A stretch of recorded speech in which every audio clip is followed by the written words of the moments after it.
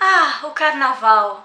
Esse tempo de barulho excessivo, de calor e suor excessivo, de bebedeiras excessivas, de fazer xixi na rua sujeito a multa de R$ 500 que eu achei foi pouco. Sim, esse vídeo está no ar no dia 23 de fevereiro, sendo que o carnaval foi oficialmente há 2 semanas. Mas eu tô no Brasil. Aqui essa começa em janeiro e termina só em junho. Você gosta do carnaval aqui de Itapetininga?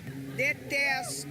Péssimo! Odeio. Carnaval. A própria palavra tem uma origem obscura, mas a derivação mais provável é a do latim carnem levare ou carnem levarium, ou seja, o ato de remover a carne. Este é um conceito medieval que indicava o final das festividades e o início da quaresma, período de muitas privações, principalmente de carne vermelha. Mas as origens do carnaval, assim como o seu nome, são obscuras e oriundas de diversas culturas, diversas épocas e diversos locais, não somente da Idade Média europeia.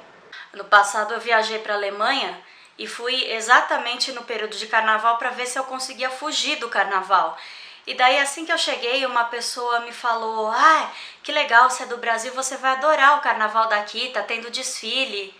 Eu, com toda a minha ignorância, não sabia que tinha carnaval na Alemanha. Só que o carnaval é comemorado atualmente nos 5 continentes. Uma das diversas origens desse feriado que é celebrado nos 5 continentes atualmente é a Saturnália, festival romano em honra a Saturno. Assim como seu equivalente grego, o festival Crônia, celebrado em honra ao titã Cronos, a Saturnália era o festival mais animado do calendário romano. E quem é Saturno? Saturno no panteão romano é equivalente a Cronos no panteão grego.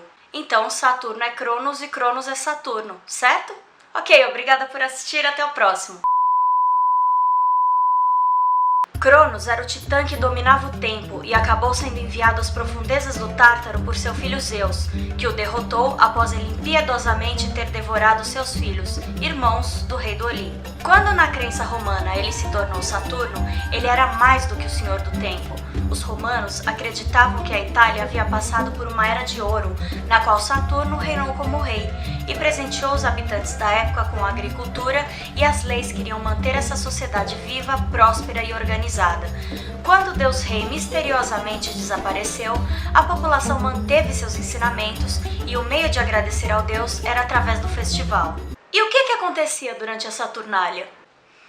O que acontece na Saturnália fica na Saturnália. A celebração originalmente acontecia durante um dia apenas, 17 de dezembro, mas era uma festa tão popular que foi estendida por uma semana, de 17 a 23 de dezembro, e resistiu por 7 dias, mesmo que alguns imperadores quisessem encurtar o feriado. E quem foi um deles? Calígula, justo o homem cuja vida era uma Saturnália eterna. Eu consigo até imaginar Calígula em seus aposentos cheios de mármore e ouro, chilicando porque não conseguiu encurtar os dias de festa. Só eu posso comemorar todos os dias. Mas ele não conseguiu, pois era o período favorito dos romanos, no qual eles se davam ao luxo de relaxar e fazer coisas que não seriam aceitáveis em outros períodos. E provavelmente, assim como no carnaval moderno, devia ter muita coisa para se desver. Isso, olha lá.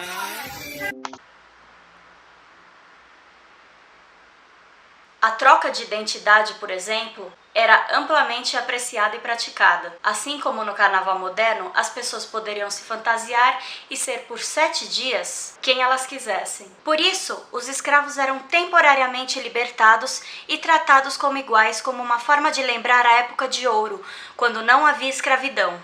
Lhes era permitido ter 7 dias de folga, vestir roupas finas, sentar-se à cabeceira da mesa e até mesmo se candidatar a rei do feriado, ou rei da desordem, ou em latim, Saturnalicius Princeps, uma espécie de rei momo da época, e se eleito, ter autoridade temporária sobre a casa que ele servia. Inversão de papel?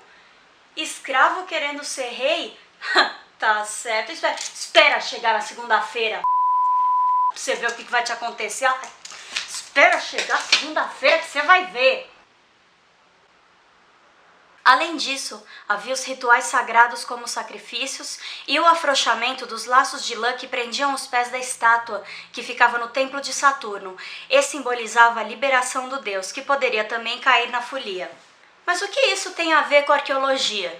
O Fórum, o grande centro de poder da Roma Antiga, abrigava diversos prédios de vital importância para a sociedade romana. Durante o século XIX, essa região começou a ser escavada, revelando esses edifícios. Dentre eles, o imponente Templo de Saturno, construído no século V a.C., utilizado para os rituais durante a Saturnália.